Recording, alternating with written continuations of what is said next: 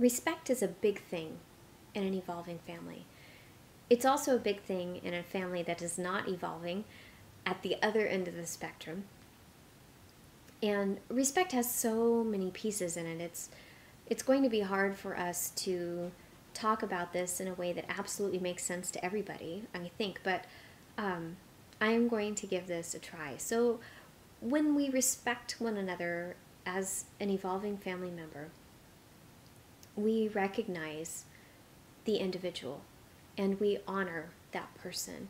And we honor that that person is different and unique and perfect as is, right? Because it's when people challenge us because of things that are hard for us that we learn ourselves.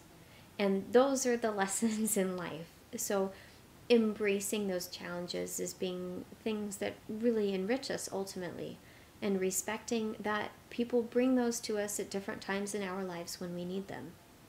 But also respecting that children are their own people.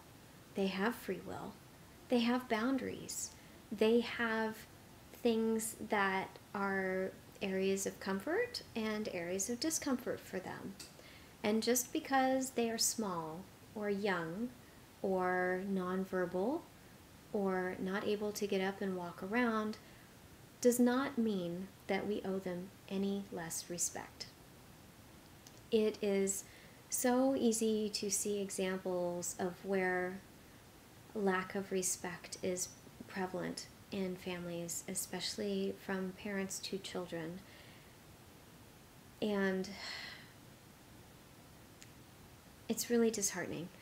The most obvious thing would be talking about something like child abuse, where we feel that in administering punishment that we have the right to do that because the person we are punishing is our child and somehow becomes a possession rather than a sentient being with free will. Gosh, this is hard for me to talk about. It's such an uncomfortable subject, and I really feel for the kids that are in these situations. But when we say things to children like, "Don't cry, you have nothing to cry about," or "Why are you so upset about that?" or "Just get it together, this is not a big deal."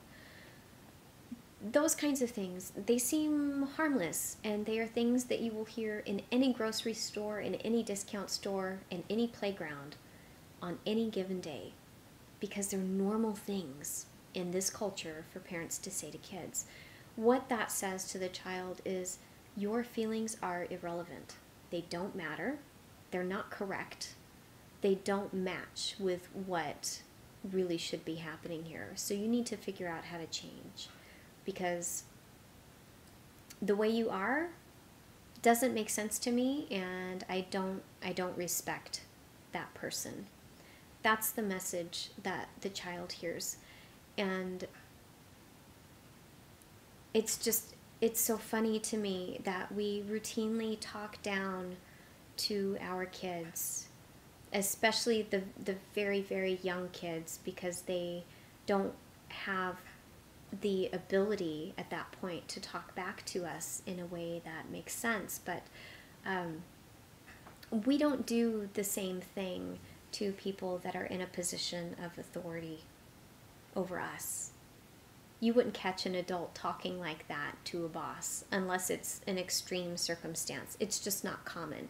And yet that same person, when faced with an overwhelmingly stressful situation at work that might be piling up, feels like he doesn't have a way to take it out on somebody, will bring that home and dump it on the kids.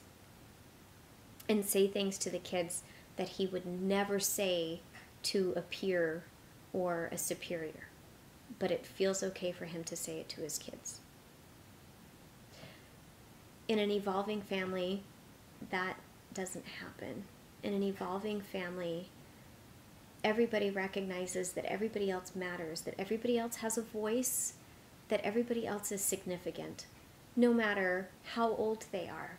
no matter how old or what mental or physical capabilities they have, what emotional capabilities they have, how they contribute to the family. Everybody makes a contribution. And while those contributions may not look equal, they are designed to be the way they are for very good reasons. And that's all up to your theory of higher power or no theory of higher power, however it is that life makes sense to you. But it's hard to imagine that all of these things can be entirely coincidental because there are so many of them. So in an evolving family, we see that there is this deep respect for people, and yes, it does slip from time to time, and we all make questionable choices, but we also love each other unconditionally, and we are accountable for our actions, and we can say to one another, hey, you know, that when you said that, it hurt and it came across as this way to me. Is that how you meant it? And just being respectful and considerate. So thinking about everybody as someone who matters and who makes a difference and who does have some sort of authority in your life.